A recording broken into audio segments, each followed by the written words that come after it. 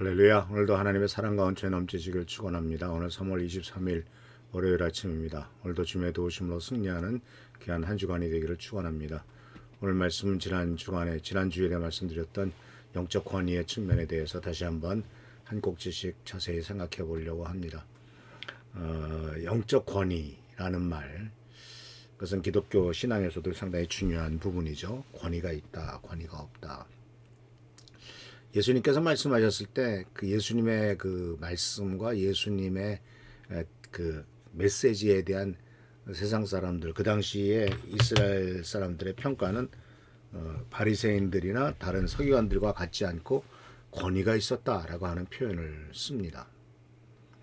이 권위라고 하는 말은 내가 내세우는 게 아니라 다른 사람이 그 사람의 평가를 할 때 저 사람의 말엔 참 권위가 있다, 저 사람은 참 권위가 있어 라고 하는 어떤 외부적인 평가를 말할 때 권위가 있다 없다 말하고 있죠.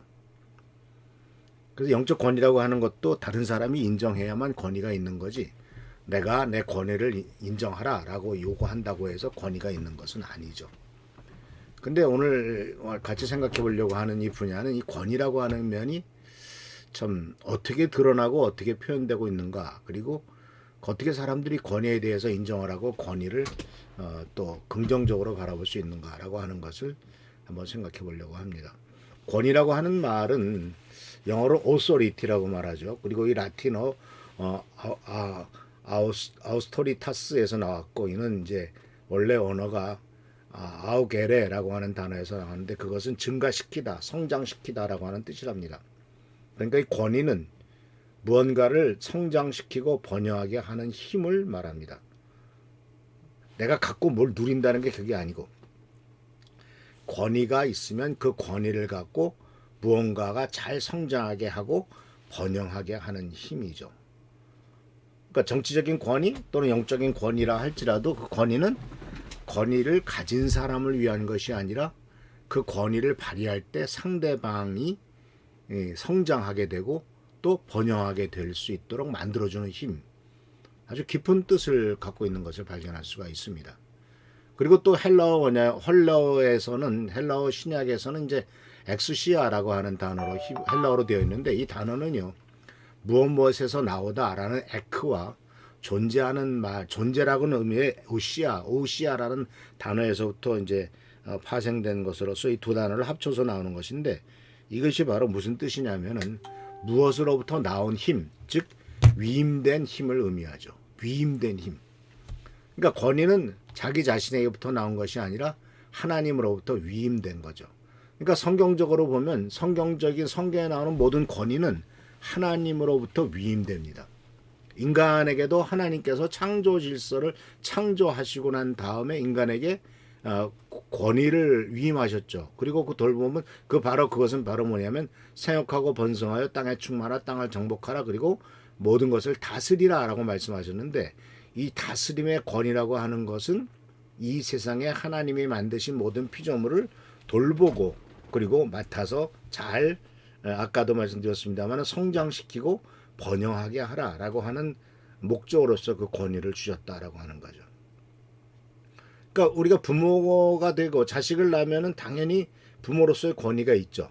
근데 부모로서의 권위가 자식을 못 살게 하고 들볶는 겁니까? 아니면은 자식이 돈 벌어오면 그 돈 뺏는 겁니까? 아니면 자식의 생명을 내 마음대로 해도 된다는 그런 것입니까?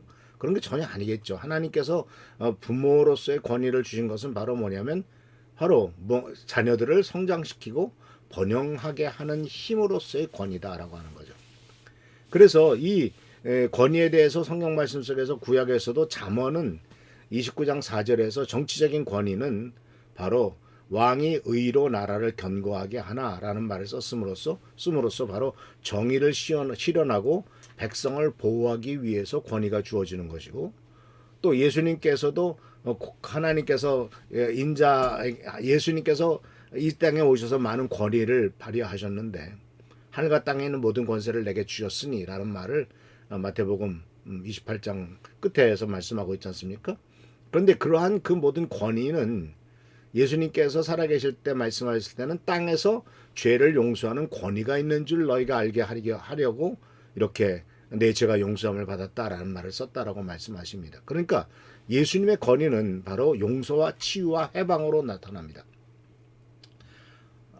예수님의 권위는 다른 사람을 용서해 주시는 것, 병자를 치유하시는 것, 눌린 자를 해방해야 하는 것이고, 또 교회의 권위도 바로 예수님께서 사도 베드로에게 말했던 것처럼 내가 땅에서 매면 하늘에서 매일 것이요 내가 땅에서 풀면 하늘에서 풀리라라고 하는 말씀을 통해서 교회의 권위는 바로 회복과 화해를 위한 것이지 바로 권력과 자기 마음대로 해도 된다라는 뜻은 아니다라고 하는 사실이죠.